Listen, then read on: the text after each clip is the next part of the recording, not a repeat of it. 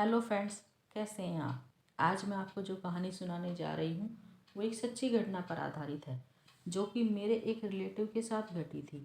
उसका दूध बेचने का काम था और उसकी दूध की एक दुकान शहर से बाहर थी, जहाँ पर आबादी काफ़ी कम थी, लेकिन उसका दूध का व्यापार काफ़ी अच्छा चल रहा था। इसकी दुकान पर सुबह दूध की सप्लाई करने के लिए एक मिल्क वैन आती थी, जो कि सुबह का उजाला होने से पहले करीब 4:30 बजे तक आ जाती थी। मेरा रिलेटिव, जिसका नाम विनोद था, वह उस मिल्क सप्लाई वैन के शॉप पर पहुंचने से पहले ही वहां पर पहुंच जाता था। घर से शॉप तक का 8 से 10 किलोमीटर का रास्ता उसे तय करना होता था। वह घर से शॉप तक का रास्ता साइकिल से तय करता था, जिसमें उसे आधे घंटे का समय लगता था। उसी रास्ते में एक शमशान घाट भी पड़ता था, जिसे क्रॉस करते हुए इसे शॉप तक जाना होता था। वह घर से 4 बजे निकलता, तब तक उसे रास्ते में एक आध व्यक्ति भी सैर करता हुआ मिल जाता था, लेकिन फिर भी रास्ता काफ़ी सुनसान और डरावना लगता था।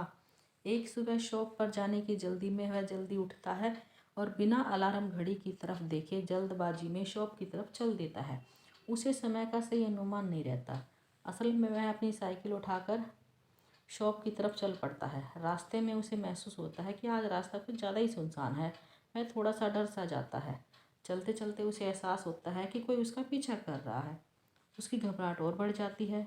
वह साइकिल पर जल्दी जल्दी पैडल मारकर शॉप पर पहुंचता है। उसका पीछा करने वाला व्यक्ति भी थोड़ा स्पीड से चलता है, वह उसके साथ साथ शॉप पर पहुंच जाता है।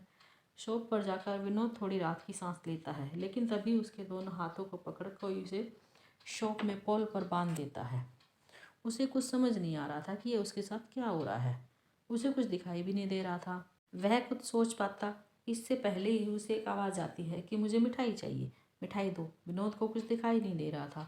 उसने डरते डरते कहा कि मेरे पास मिठाई नहीं है और तुम कौन हो, मुझे दिखाई क्यों नहीं दे रहे हो। विनोद का इतना कहना था कि विनोद पर धड़ाधड़ थप्पड़ों की बरसात शुरू हो जाती है और उसके बाद लगातार 2 घंटे तक उसकी पिटाई की जाती है। विनोद को कोई दिखाई नहीं दे रहा था कि उसे कौन मार रहा है। लगभग 4 बजे के आसपास उसकी दुकान के आसपास हलचल शुरू होती है। तभी अचानक विनोद के हाथ पैर अपने आप खुल जाते हैं। उसकी पिटाई भी बंद हो जाती है। वह उठता है और डरा सहमा एक कोने में जाकर बैठ जाता है। कुछ देर बाद मिल्क वैन आती है।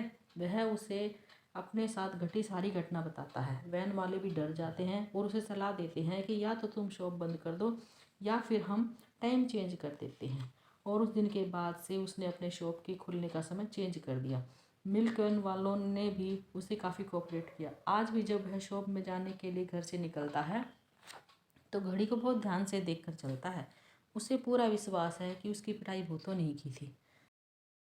सो फ्रेंड्स, कैसी लगी ये सच्ची घटना जो विनोद के साथ घटी। फ्रेंड्स, यह एक सच्ची घटना है। अगर मेरी ये स्टोरी पसंद आई हो तो प्लीज़ मेरे चैनल को लाइक, सब्सक्राइब और शेयर ज़रूर करें और कमेंट भी करें। धन्यवाद।